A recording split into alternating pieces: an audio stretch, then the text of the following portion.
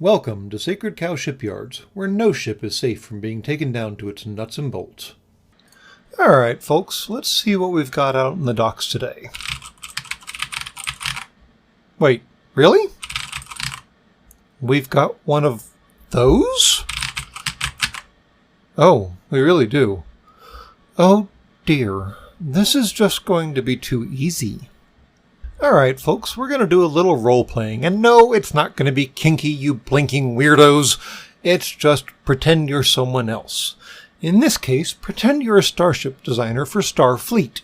You know, the technically we're not military wing of the United Federation of Planets. That is totally military in the end, but we're going to go ahead and gloss right over that right now. And this whole thing happens in Star Trek for you slowpokes trying to catch up. Anyways. Imagine you're a starship designer in Star Trek. Imagine that we are coming up on the second Star Trek motion picture, otherwise known as The Wrath of Khan, and technology is starting to get a little weird. Because, you know, initially, the Star Trek ships were designed in this utterly bizarre, deconstructed, here's a dinner plate over here, here's a hot dog bun over here, and here's two more hot dogs attached to the bun, which is attached to the dinner plate, kind of motif. I don't know how they got there. I don't know if it involved hot dogs or not. If you're thinking about hot dogs in a weird way, that's on you. That's not on me. Go get treatment or something already. But the point is, Starfleet ships were designed pretty much typically for a while, a long while. And then came along kind of a massive change, most evident in the USS Excelsior. She departed significantly from the traditional dinner plate, hot dog bun, two hot dogs motif. I mean, it's still the basic premise, but at least it's not nearly as blatant. And honestly, the warp nacelles got rid of the weird red blinky bits at the front. Those were always just strange, and yes, I know they're busted ram scoops. We talked about those in a previous episode. I know exactly what they are. They still look weird. Anyways, okay, where were we? Right, pretend you're a Starfleet designer. At the turn of what seems like at least a stylistic era, if not a technological era. Things are changing. We are changing how ships are designed for a variety of reasons. Starfleet is developing. Starfleet is welcoming new members, blah, blah, blah, political crap, so on and so forth. Fine. And you're sitting there going, all right, someone's over there designing the Excelsior. And the Excelsior is kind of awesome because it's a blessed Excelsior. It's supposed to be the replacement for the Constitution class, which, by the way, the Enterprise was part of. She was not actually the class ship for her class, which is a decision I've never really understood about the whole Star Trek thing, is having the Enterprise not being her class ship, but that's a different conversation. Anyways, you're sitting here doodling on your whiteboard, for lack of a better word, because I don't even know what they're using in this weird, totally fantastical future of humanity, and you're like, okay, We've done the dinner plate, hot dog bun, two hot dogs motif so many times it has become a trope. What can we do differently? What can we do differently? What can we do differently? I don't know. Let's do this. Yeah. Take a minute. Breathe that in. Because what the f*** is that? Oh, right. I actually know that question, right? Because, you know, it's parked outside on my docks. Sorry. That is an Oberth class United Federation of Planets Starfleet vessel. And, I mean, Starfleet is actually kind of a strong phrase to use for it because it's one of the few ships that the United Federation of Planets has that Starfleet uses and civilian scientists use.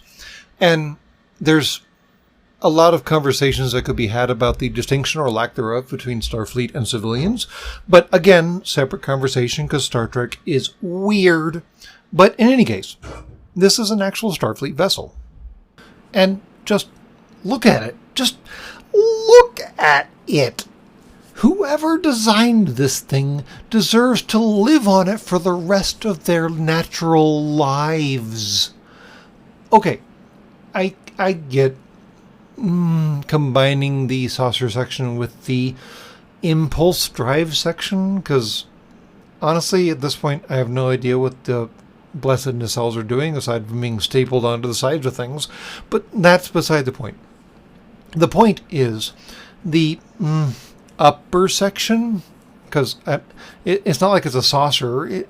It's not. It's not a dinner plate. It's not. Anyways, the upper section of the Oberth class is 3 decks tall. Okay, that is actually canonically a thing. The upper section of the Oberth class is canonically 3 decks tall. In fact, that weird rectangular section that you see at the stern is 1 deck tall. And more specifically, the bottom section, or the boat section, because I mean, are we talking about a starship or are we talking about a boat here? I don't know. Anyways, the bottom section is technically 3-ish decks tall because geometry is complicated and, well, it's all beside the point.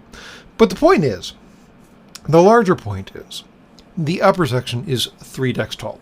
That rectangular section is 1 deck tall. And Star Trek designers would have us believe that the segments that connect the upper section of the Oberth to the lower section of the Oberth actually have decks inside of them. Hold on here. I mean, seriously, look at this blueprint design thing. They're actually showing like actual spaces in the arm that connects the upper section to the lower section, or excuse me, arms.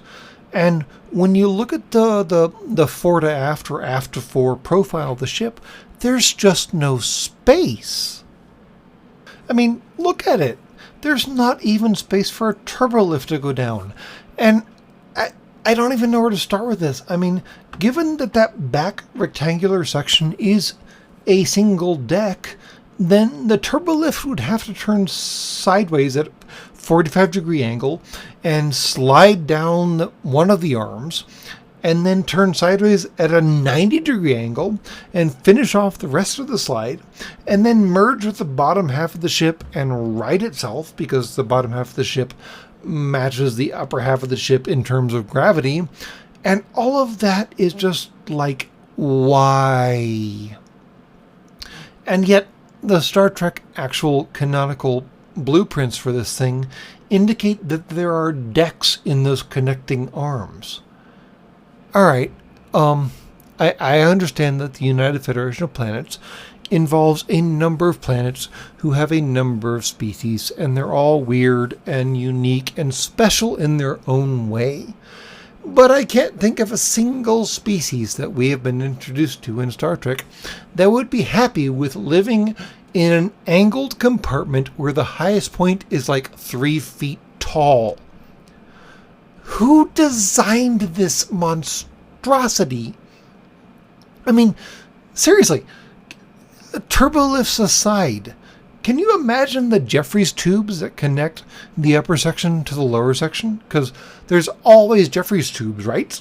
I mean, sometimes the turbolifts fail, and it's not like there are stairs on starships, because stairs are so, well, pedestrian, not to form a pun there or something.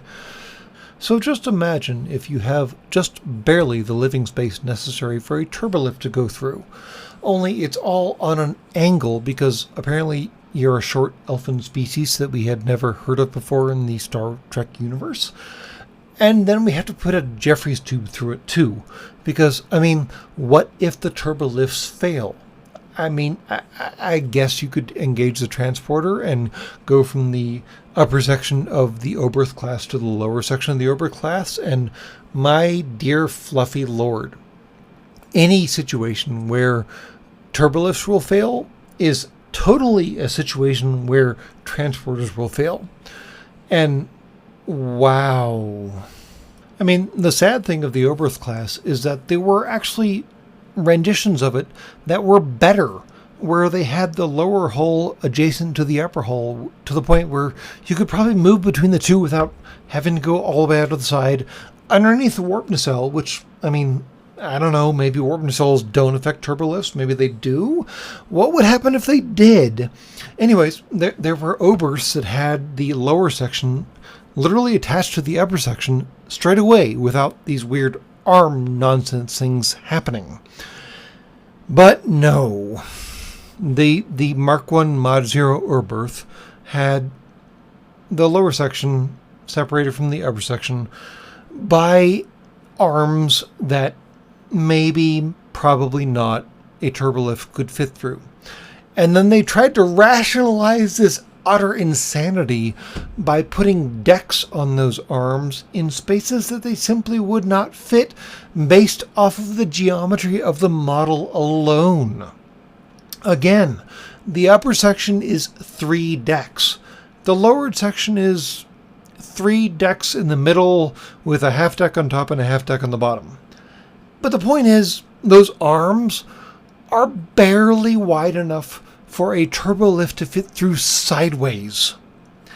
And they tried to imagine that there would be decks there. Because Starfleet and Star Trek.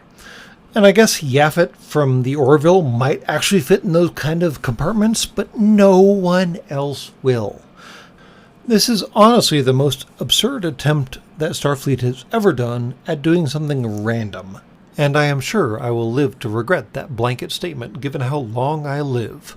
But here we are. And that's all from Sacred Cow Shipyards.